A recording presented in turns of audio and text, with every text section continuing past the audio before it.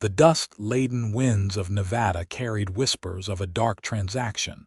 As 15-year-old, Josephine Davis clutched her threadbare shawl around her trembling shoulders, watching in horror as her stepmother counted the money that had just sealed her fate.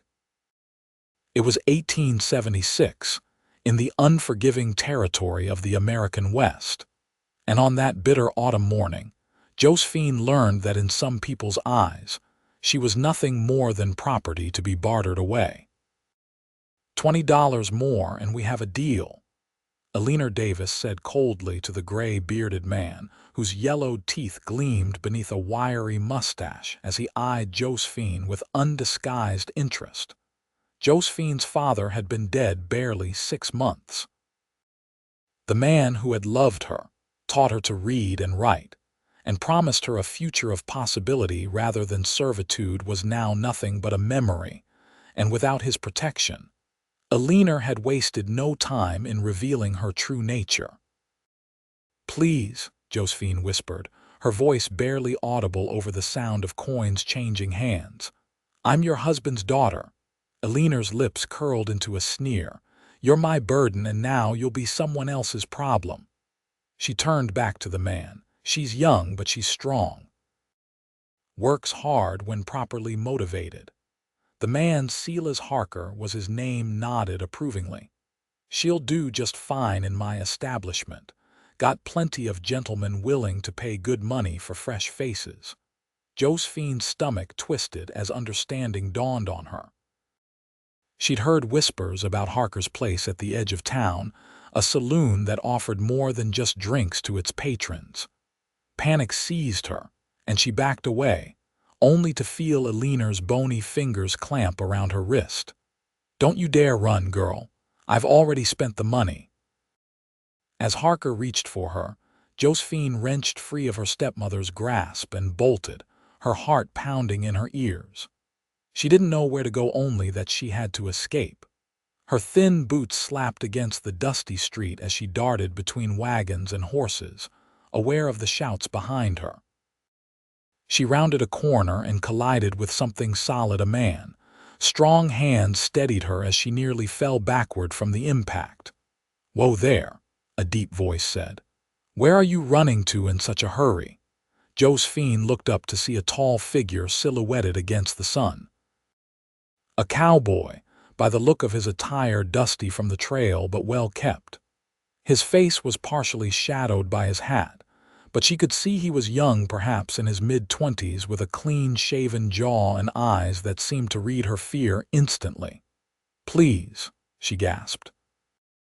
"They're coming there after me." As if on cue, Harker's voice bellowed from around the corner. "Girl, get back here. I paid good money for you." The cowboy's posture changed immediately, his shoulders squaring as he gently moved Josephine behind him.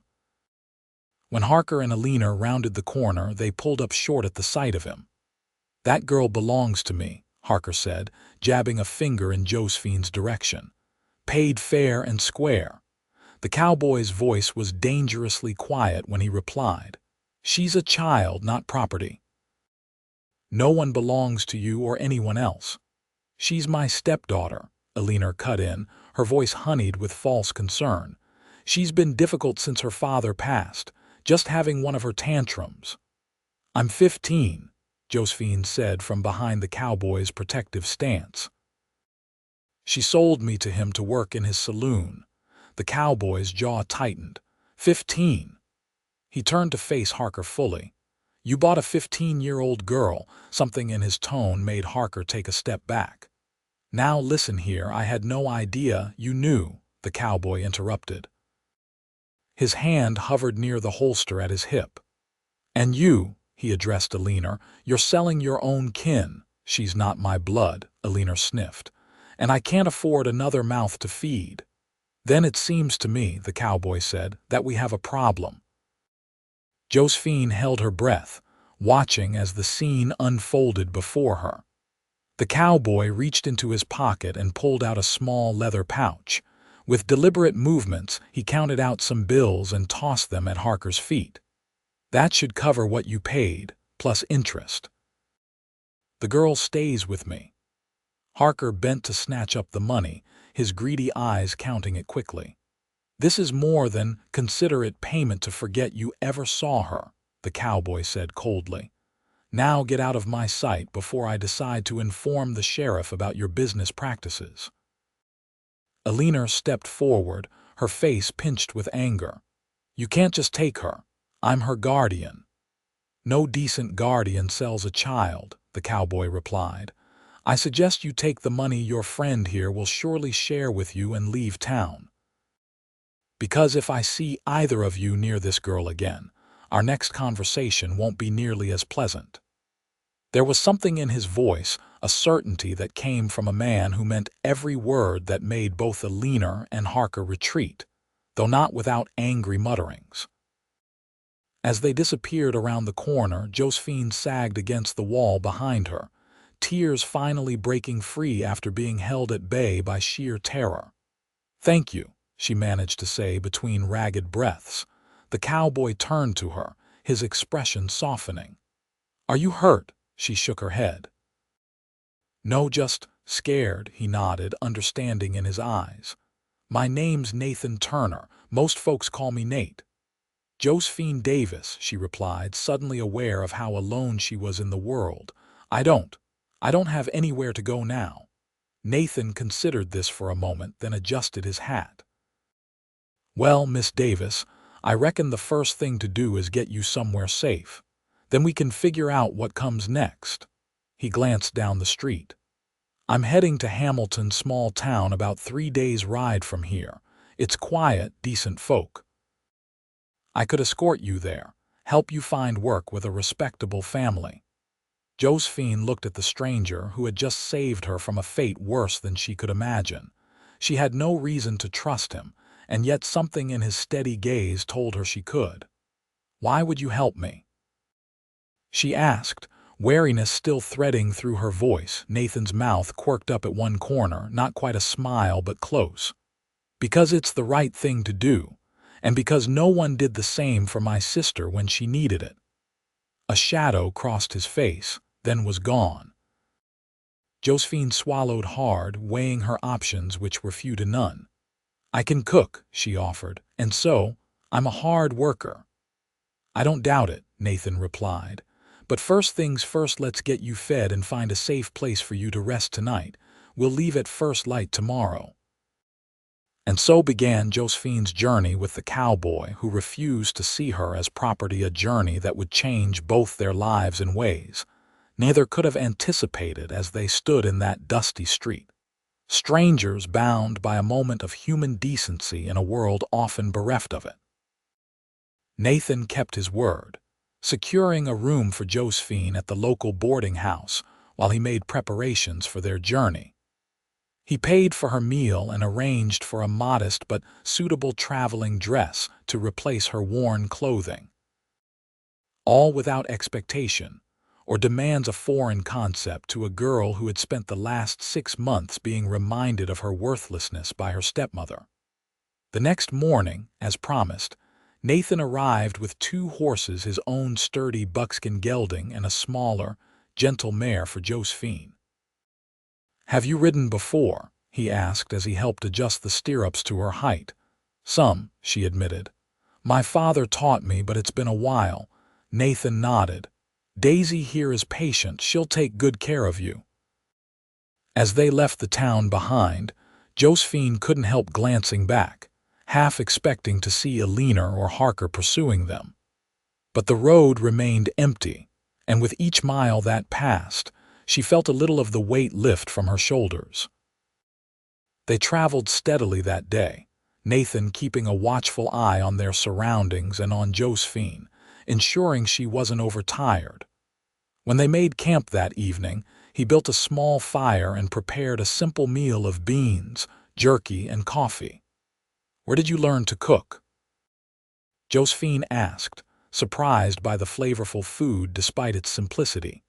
Nathan smiled, a genuine expression that transformed his serious face. "When you're on the trail alone as much as I am, you either learn to cook or you go hungry, and I've never been fond of going hungry." Josephine laughed a small sound, but the first hint of joy she'd expressed since Nathan had met her. "What takes you to Hamilton?" she asked, wrapping her hands around the tin cup of coffee he'd given her. "Work," he replied. "I've been hired by a rancher there, James Wallace. Good man, from what I hear, needs help with his cattle operation." "You're a ranch hand," Nathan chuckled. "Among other things, I've been a ranch hand, trail boss, sometimes lawman when needed." He sipped his coffee. "But mostly, I'm just a man trying to make his way in this world without causing too much harm to others." "That seems like a worthy goal," Josephine said softly. "My father would have liked you. He always said a man's character was measured by how he treated those who could do nothing for him." "Your father sounds like a wise man." "He was." Josephine's voice caught. "He promised me I'd never have to marry against my will, that I could make my own choices." She stared into the fire. "He never imagined a leaner would try to sell me instead." Nathan's jaw tightened, but his voice remained gentle. "Your father's promise still holds, Josephine. You're free to make your own choices now." "Because of you," she acknowledged. He shook his head. "I just happened along at the right time. The courage was all yours, you ran." They fell into companionable silence as the stars emerged overhead, countless pinpricks of light in the vast Nevada sky. For the first time in months, Josephine felt something like peace settle over her. The next 2 days followed a similar pattern, riding by day, camping by night. Nathan taught Josephine small survival skills along the way: how to tell direction by the sun, which plants were safe to eat, how to listen to the sounds of nature for warnings of danger. On the evening of the 3rd day, as they crested a hill, Nathan pointed to a collection of buildings nestled in a valley below. "Hamilton," he said. "We'll be there by nightfall." Josephine studied the town, larger than she expected, with several main streets, a church spire rising from one end and scattered homesteads surrounding it. Beyond the town, she could see vast rangelands stretching toward distant mountains. "It's beautiful," she murmured. "It's home, or will be for a while," Nathan agreed. "Wallace's ranch is about 2 miles outside of town. I'll take you to Mrs. Abernathy's boarding house first. She's a good woman, runs a respectable place. I sent a telegram from our last stop asking if she might have work for you." Josephine turned to him, surprised. "You did?" He nodded, a slight flush coloring his tan cheeks. "Seemed prudent to make arrangements." "Thank you," she said simply, the words inadequate for the gratitude she felt. Nathan just nodded again, adjusting his hat before urging his horse forward. "Let's get you settled before dark." Hamilton welcomed them with the golden glow of lamps being lit in windows as dusk descended. The town was busy but orderly, with none of the rowdiness Josephine had feared. Nathan led her directly to a 2-story building with a neat sign proclaiming it Abernathy Boarding House. A plump, silver-haired woman answered their knock, her shrewd eyes taking in Josephine's travel-worn appearance before softening. "You must be Miss Davis," she said. "Mr. Turner's telegram said you might be in need of employment and lodging." "Yes, madam," Josephine replied, suddenly nervous. Mrs. Abernathy smiled warmly. "Well, you're in luck. I've been looking for help with the cleaning and cooking. Room and board included, plus $3 a week. It's honest work, though not easy." "I'm not afraid of hard work, madam. Good, because I don't tolerate laziness." Despite her stern words, Mrs. Abernathy's eyes twinkled. She turned to Nathan. "You found her just in time, Mr. Turner.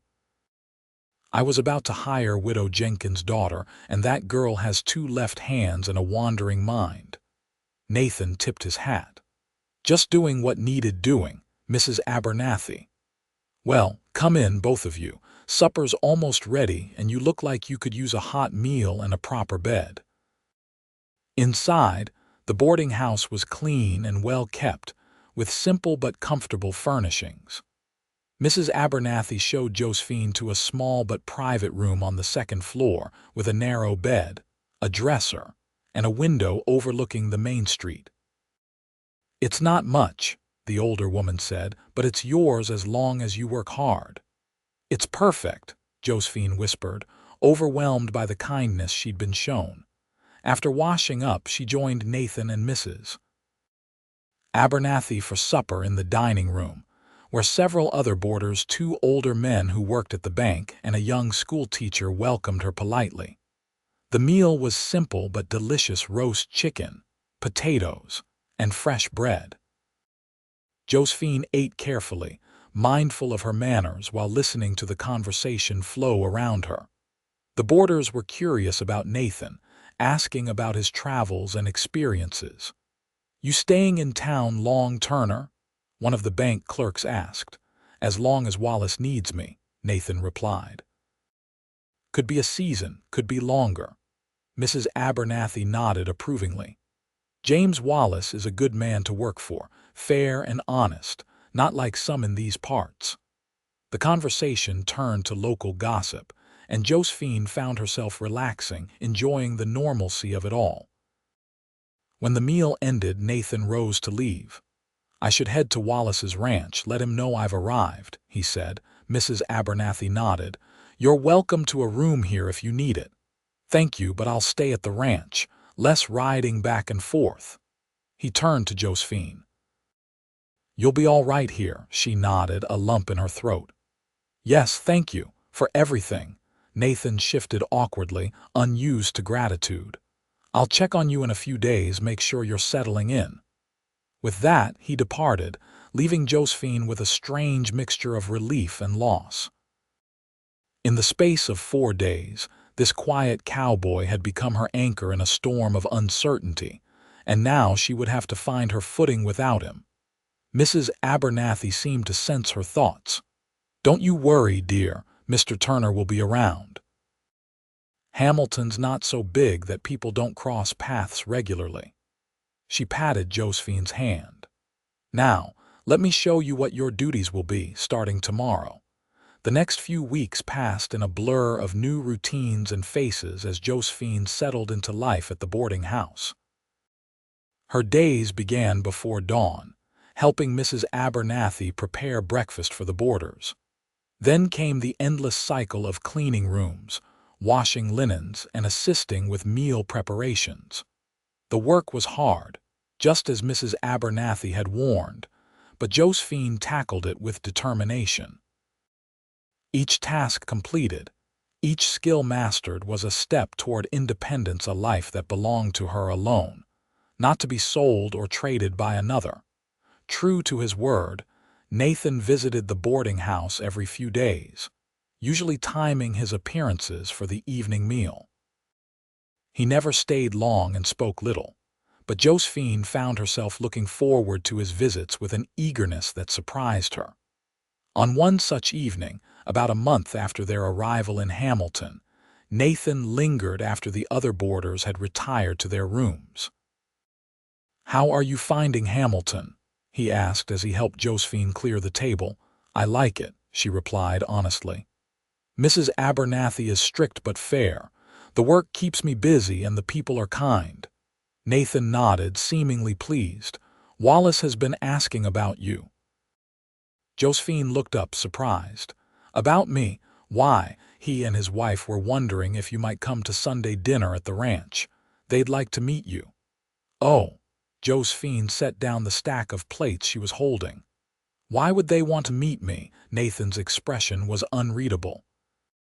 "Because I told them how we met, how brave you were." Heat rose to Josephine's cheeks. "I wasn't brave, I was terrified." "Being scared doesn't mean you weren't brave," Nathan countered. "Most brave things are done while terrified." He paused. "So will you come, Sunday after church?" Josephine hesitated. "I don't want to be a burden or a curiosity." "You wouldn't be either. The Wallaces are good people. They have a daughter about your age who could use a friend." That caught Josephine's attention. Since arriving in Hamilton, she had been so focused on work that she'd had little time to make friends her own age. "Mrs. Abernathy usually needs help with Sunday dinner," she said. "I already asked her. She said you're due a day off and practically ordered me to make sure you take it." That made Josephine laugh. "Well, if Mrs. Abernathy insists, I'd better not argue." Nathan's smile transformed his face, making him look younger, less burdened. "I'll come by after church to escort you." Sunday arrived clear and crisp, with the first hint of winter in the air. Josephine wore her best dress, a simple blue cotton that Mrs. Abernathy had helped her make using fabric purchased with her first wages. After church, Nathan was waiting outside the boarding house with his horse and a smaller mare that Josephine recognized as Daisy from their journey to Hamilton. "You kept her?" she asked, stroking the horse's velvety nose. "She's a good mount," Nathan said simply. "Thought you might like to ride her again." The ride to the Wallace Ranch took them through rolling grassland dotted with cattle. As they approached, Josephine saw a sprawling single-story house with a wide porch, several outbuildings, and a large barn. It wasn't ostentatious, but it spoke of success and stability. A man and woman stood on the porch waiting for them, James and Martha Wallace, Josephine presumed. As Nathan helped her dismount, they came forward to greet them. James Wallace was a tall man with a weathered face and kind eyes. His wife was slender, with dark hair streaked with silver and a warm smile. Behind them stood a girl about Josephine's age, with her mother's dark hair and her father's tall frame. "Welcome to our home, Miss Davis," Mrs. Wallace said, taking Josephine's hands in her own. "We've heard so much about you from Nathan." "Thank you for inviting me, Mrs. Wallace," Josephine replied, suddenly shy. "This is our daughter, Rebecca," Mrs. Wallace continued, gesturing to the girl who stepped forward with a friendly smile. "Everyone calls me Becca," the girl said. "I'm so glad you came. It gets lonely out here sometimes with just my parents and the ranch hands for company." Josephine returned her smile, immediately liking the other girl's forthright manner. "Nathan tells us you're working for Mrs. Abernathy," Mr. Wallace said as they moved into the house. "She runs a tight ship from what I hear." "Yes, sir, but she's fair. I'm learning a lot." "Mrs. Abernathy trained many a young woman in this town," Mrs. Wallace agreed. "There's no better teacher for running a household." The Wallace home was comfortable and well appointed without being extravagant. The main room had a large stone fireplace, around which were arranged several comfortable chairs and a sofa. Bookcases lined one wall, filled with volumes that made Josephine's fingers itch to explore them. Dinner was served in a bright dining room with windows overlooking the ranch. The conversation flowed easily, with the Wallaces asking about Josephine's background without prying into painful details. "Nathan says you can read and write," Becca said as they enjoyed slices of apple pie for dessert. "That's wonderful. I adore books. Do you have a favorite?" "My father had a copy of Pride and Prejudice that I read until the binding started to fall apart," Josephine admitted. "And I loved The Last of the Mohicans." "Oh, I haven't read that one," Becca exclaimed. "You must borrow my copy." "And I have Jane Eyre as well. Have you read it?" As the two girls discussed books, Josephine noticed Nathan watching her with an expression she couldn't quite decipher. When he caught her looking, he smiled briefly before turning his attention back to Mr. Wallace's discussion about cattle prices. After dinner, Becca convinced Josephine to join her for a walk around the property while the adults lingered over coffee. "Nathan never brings anyone to dinner," Becca said as they strolled toward a small stream that ran near the house. "He keeps to himself mostly." "He's been very kind to me," Josephine said carefully. Becca glanced at her. "He told my parents how he met you, not all the details, but enough." Her expression turned serious. "I'm sorry about your stepmother. That must have been terrible." Josephine swallowed hard. "It was, but it's over now, thanks to Nathan." He's a good man, Becca agreed. Quiet but dependable. My father says he's the best worker he's ever hired, always where he's needed, never complains. She linked her arm through Josephine's. I'm glad he brought you to Hamilton. I've been praying for a friend my age. By the time they returned to the house, Josephine felt as though she'd known Becca for years rather than hours. The easy friendship was a balm to her still healing spirit. As the afternoon waned, Nathan announced it was time to return to town. Mrs. Wallace insisted on sending Josephine home with a basket of fresh eggs, apples from their orchard, and a jar of honey. You must come back soon, Mrs. Wallace said warmly. Perhaps next Sunday. I'd like that very much, Josephine replied, touched by the kindness of this family. The ride back to town was quiet, with Josephine lost in thought about the day. It wasn't until they were nearing the boarding house that Nathan broke the silence. You seem to get along well with Becca. Josephine nodded. She's easy to talk to. Thank you for introducing us. The Wallaces are good people, Nathan said. They'll look out for you. Something in his tone made Josephine look at him sharply. Are you leaving Hamilton? No, he assured her quickly. It's good for you to have friends beyond an old cowboy. You're hardly old, Josephine pointed out. And you're my friend too, aren't you? Nathan's expression softened. I'd like to think so. When they reached the boarding house, Nathan helped her dismount and handed her the basket from Mrs. Wallace. I'll see you at dinner on Wednesday. Josephine asked, suddenly anxious that he might disappear from her life. I'll be there, he promised. As autumn deepened into winter, Josephine's life in Hamilton fell into a pleasant rhythm. Weekdays were filled with work at the boarding house, where Mrs. Abernathy gradually entrusted her with more responsibilities, including helping with the accounts, a task Josephine's father had prepared her for with his insistence on a thorough education. Sundays became a highlight, with dinner at the Wallace Ranch after church becoming a regular occurrence. Becca's friendship bloomed quickly, filling a void in Josephine's life she hadn't fully acknowledged. And then there was Nathan. He continued his regular visits to the boarding house, never staying long but always there, a steady presence in her new life.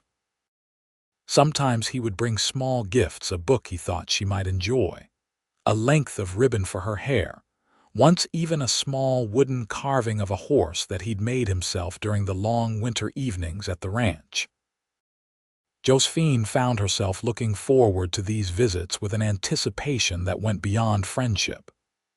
At 16, she'd celebrated her birthday quietly in November. She was beginning to recognize the flutter in her stomach when Nathan entered a room for what it was, attraction. But Nathan, though kind and attentive, maintained a careful distance. He was unfailingly polite, always treating her with respect, but never crossing the invisible boundary between them. Whether this was due to their age difference, she estimated he was about 25, though he never spoke of his age or simply lack of interest on his part. Josephine couldn't tell. What she did know was that her feelings for the quiet cowboy were growing stronger with each passing day, despite her best efforts to view him only as a friend and protector.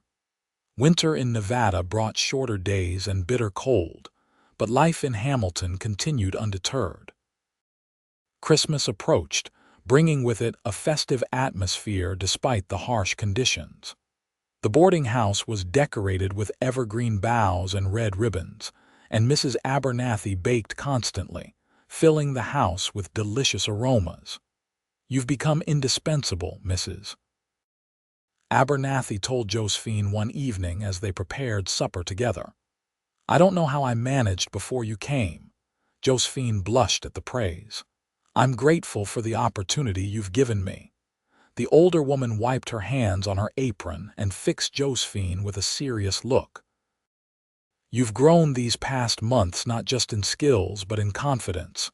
You're becoming a fine young woman. "Thank you," Josephine murmured, touched by the rare compliment. "I've been thinking," Mrs. Abernathy continued, "that come spring I might make some changes around here. Promote you to assistant manager with a raise in pay." Josephine looked up, startled. "Really?" Mrs. Abernathy nodded. "You have a good head for business, and it would free me up to visit my sister in California. I haven't seen her in 5 years, and I'm not getting any younger." "I'd be honored," Josephine said, her mind racing with the possibilities such a position would offer: more independence, more security, a future of her own making. "Good. We'll discuss details after the new year." Mrs. Abernathy turned back to the stove.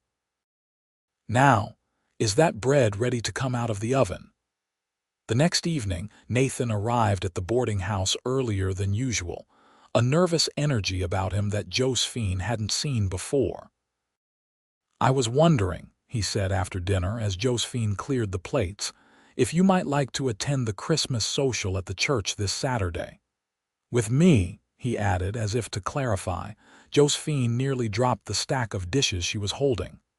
"Like a social call?" Nathan's ears reddened. "Yes, if you're amenable." "I'd like that very much," she managed to say, her heart suddenly racing. He nodded, seeming relieved. "Good, I'll call for you at 6 then."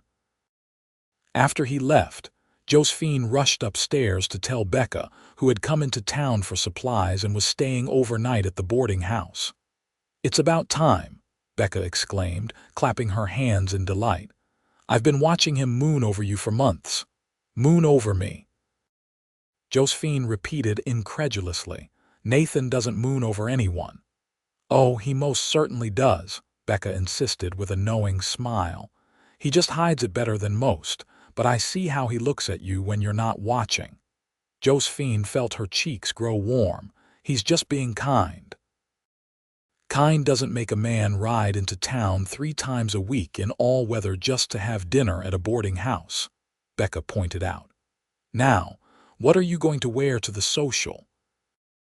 The question sparked a minor crisis, as Josephine realized her limited wardrobe contained nothing suitable for a social event. This led to an impromptu shopping expedition the next day, with Becca insisting on helping Josephine select fabric for a new dress.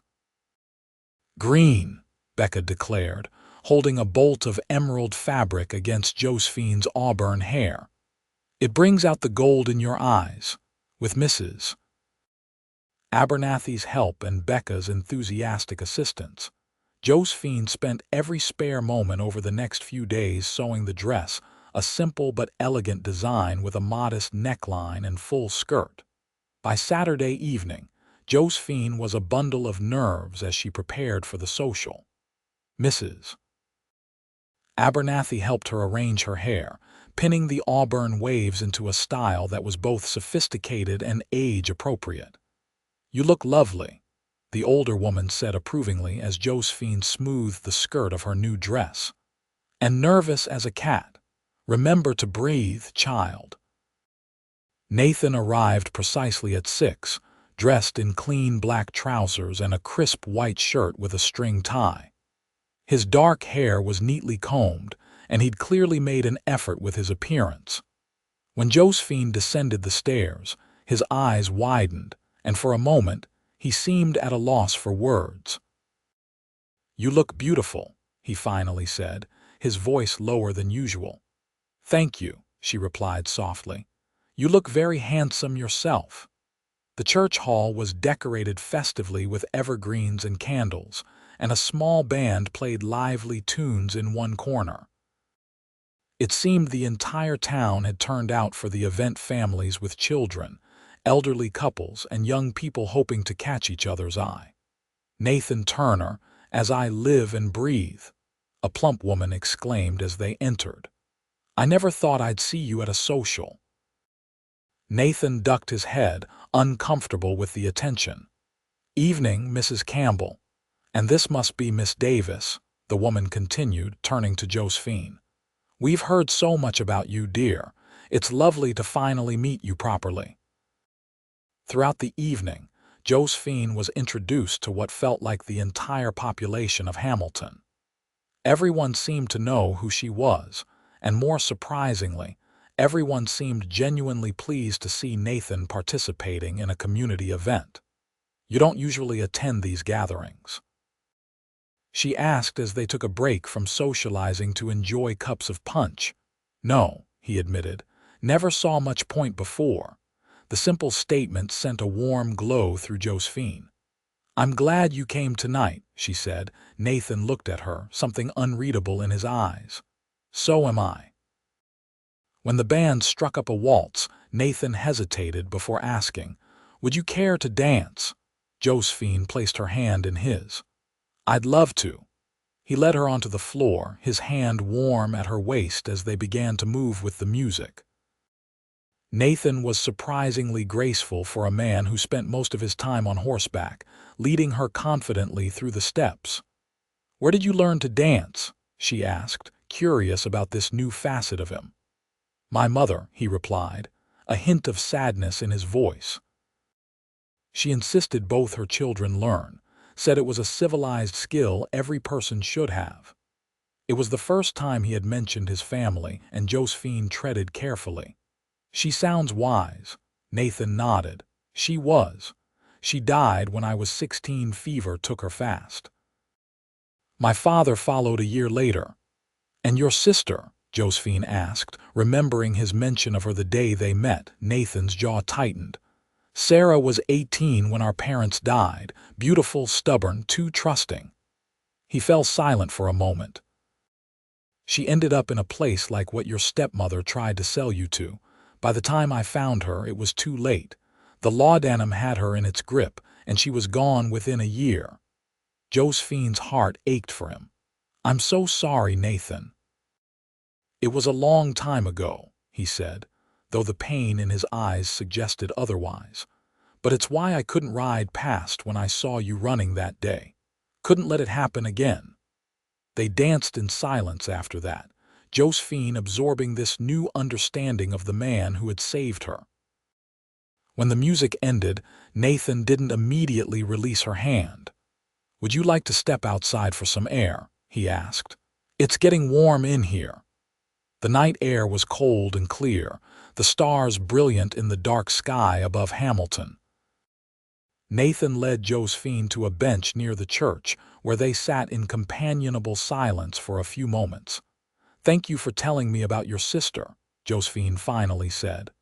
"I understand better now why you helped me." Nathan looked at her, his expression serious. "At first, yes, that's why I stepped in. But Josephine—" He paused, seeming to search for words. "I've come to care for you not because you remind me of Sarah, but because of who you are, your courage, your kindness, your determination." Josephine's breath caught in her throat. "I care for you too, Nathan, very much." He reached out slowly, taking her gloved hand in his. "You're still young, Josephine, just 16. I'm 26. That's a significant difference." "I know my own mind," she said firmly, "and my own heart." "I believe you do," he replied with a small smile. "But I won't rush you. We have time." As they sat there under the stars, hands clasped between them, Josephine felt a contentment she had never expected to find after the day her stepmother tried to sell her. It wasn't just Nathan, though he was a large part of it, but the whole life she was building in Hamilton.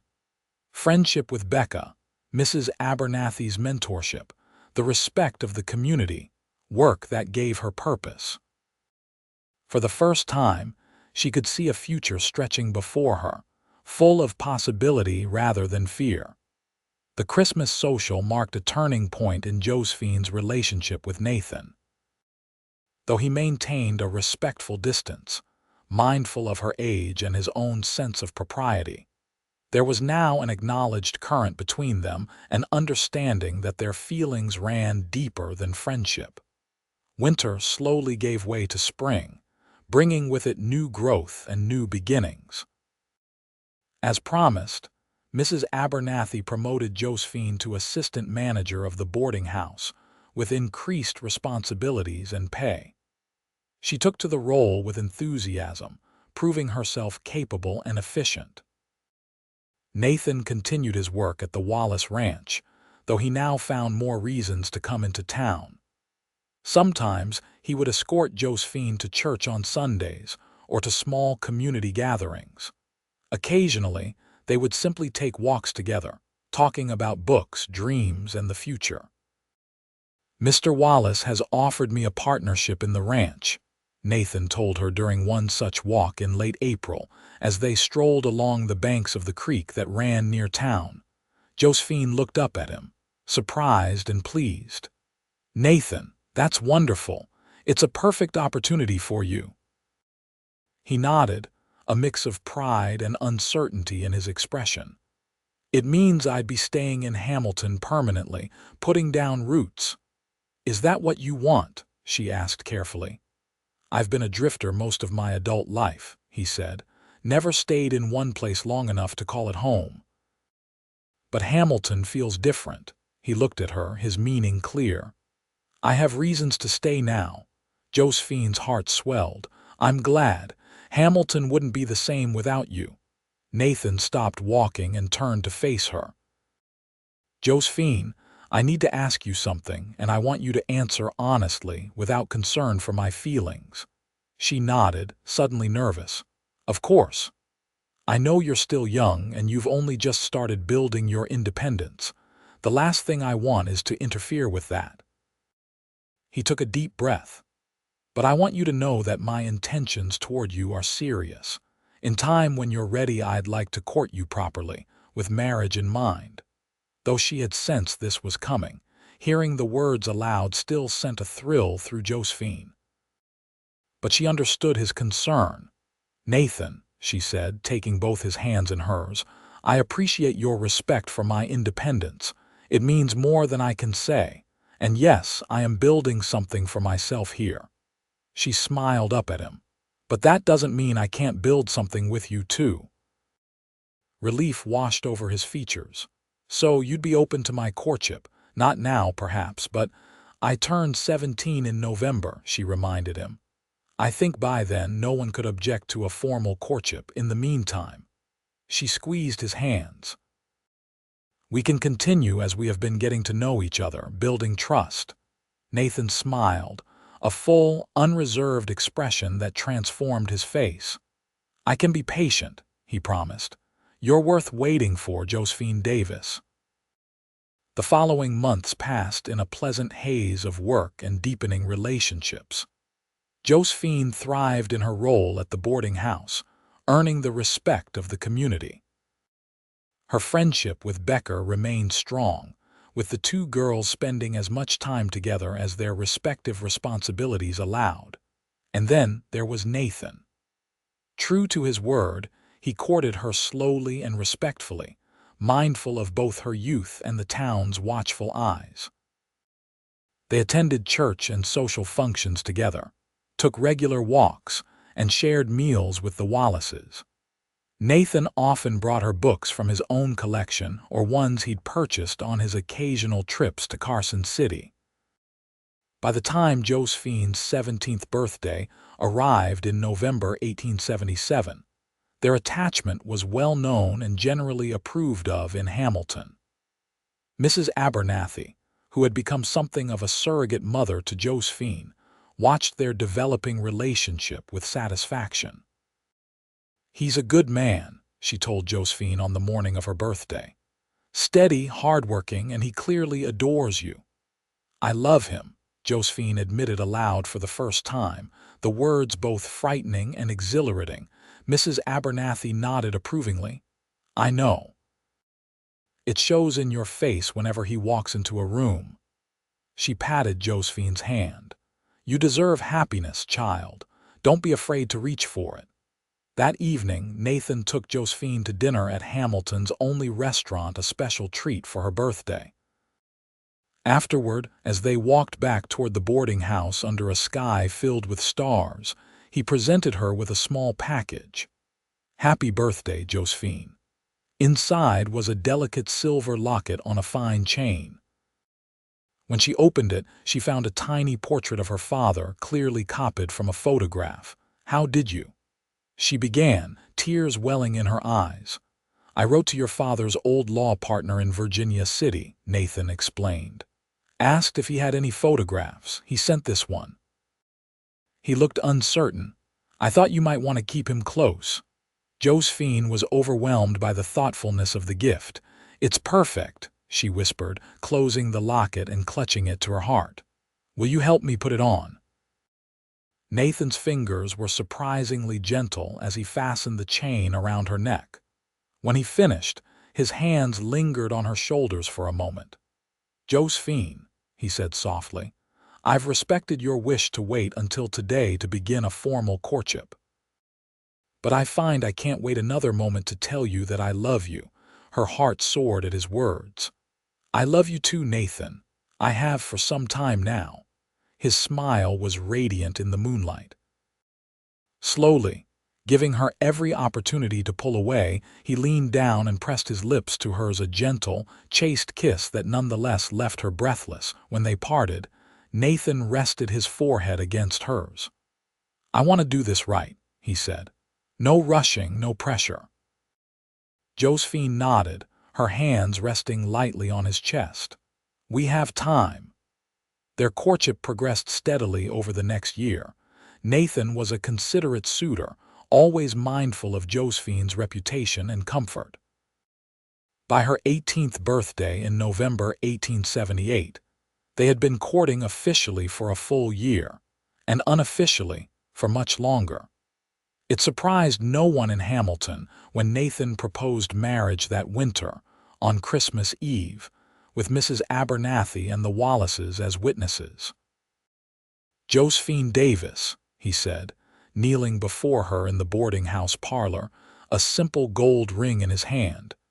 "You came into my life when I least expected it, but now I can't imagine my life without you. Would you do me the great honor of becoming my wife?" "Yes," she answered without hesitation, her heart full to bursting. "Yes, Nathan Turner, I will marry you." They were married the following spring on a perfect May Day in 1879 in Hamilton's small church. Becca served as Josephine's maid of honor while James Wallace stood as Nathan's best man. Mrs. Abernathy, who had become like family to Josephine, gave her away with tears of joy in her eyes. The entire town turned out for the celebration afterward, a testament to how beloved the couple had become in Hamilton. Even the Wallace ranch hands attended, cleaned up and on their best behavior for their boss's partner and his new bride. Nathan had built a house for them on Wallace land, not large, but solid and welcoming, with a front porch where they could watch the sunset together and enough bedrooms for the family they hoped to have. It stood ready for them, a symbol of the future they would build together. That night, as husband and wife, they stood on their porch looking out at the land that was now their home. "Are you happy?" Nathan asked, his arm around Josephine's waist. She leaned into him, feeling the steady beat of his heart. "More than I ever thought possible. Life as Mrs. Nathan Turner suited Josephine. She maintained her position at the boarding house, now working only 3 days a week while dedicating the rest of her time to her home and helping with the ranch accounts. Nathan thrived in his partnership with James Wallace, the two men complementing each other's strengths and building one of the most successful cattle operations in the territory. In the spring of 1880, just before their first wedding anniversary, Josephine shared joyful news with Nathan they were expecting their first child. The pregnancy progressed smoothly, and on a cold January morning in 1881, their son James Nathan Turner came into the world, named for both his father and the man who had become like a grandfather to him before he was even born. James was a healthy, happy baby with his father's dark hair and his mother's golden eyes. Nathan, initially terrified of the tiny being entrusted to his care, quickly became an adoring father, spending hours simply watching his son sleep. "I never knew I could love someone so much," he confessed to Josephine one night as they stood over the cradle.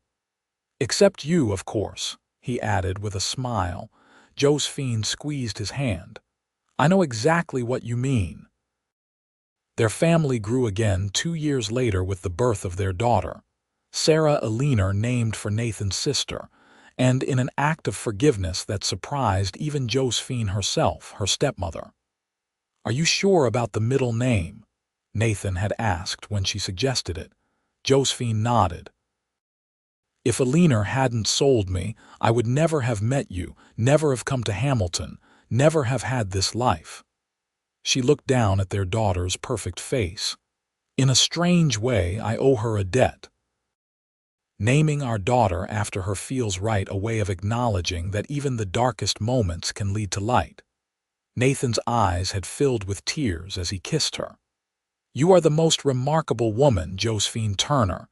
As their children grew, so did the ranch and the town of Hamilton. By 1890, the Turner-Wallace Ranch was known throughout Nevada for its quality cattle and fair business practices. The partnership between the two families extended beyond business. Becca had married a young doctor who'd settled in Hamilton, and their children were close friends with James and Sarah. Mrs. Abernathy had finally taken that trip to California to visit her sister and ended up staying, selling the boarding house to Josephine, who hired a manager to run the day-to-day operations while she oversaw the business aspects. On a warm evening in the summer of 1891, as they sat on their porch watching 12-year-old James teach 10-year-old Sarah to lasso a fence post, Nathan turned to Josephine. "You ever wonder what would have happened if I hadn't been in that town that day?" he asked. "If our paths hadn't crossed," Josephine considered the question. "Sometimes. I'd like to think I would have found my way eventually, but the truth is, you saved me in more ways than one that day." Nathan shook his head. "You saved yourself, Josephine. You ran. You fought. All I did was happen along at the right moment. And give me a chance at her real life," she added. "A chance to become the woman I was meant to be." "And who is that woman?" he asked with a smile, already knowing the answer.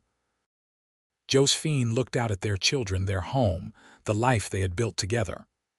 "A woman who knows her own worth," she said. "A woman who can't be bought or sold. A woman who loves and is loved in return."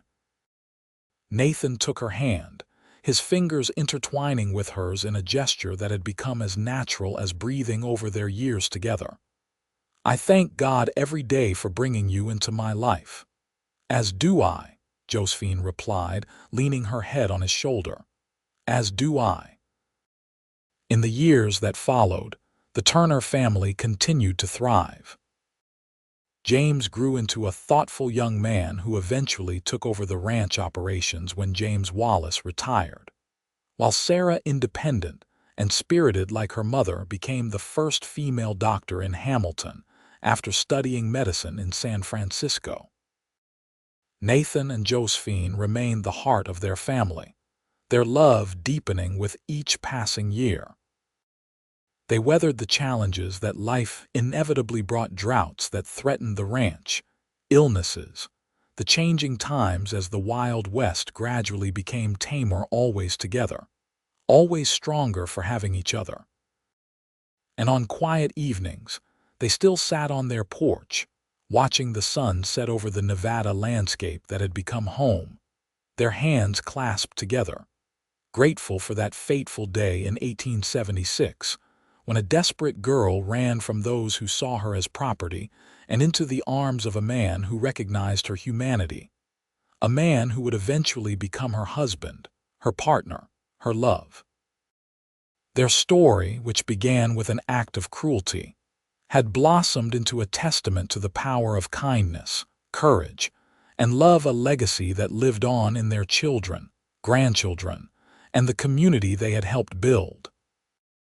For Josephine and Nathan Turner had learned long ago that the greatest treasure wasn't gold or land or cattle, but the family they had created together, and the love that had grown from that first moment when a young cowboy had looked at a frightened girl and declared, "You're a child, not property."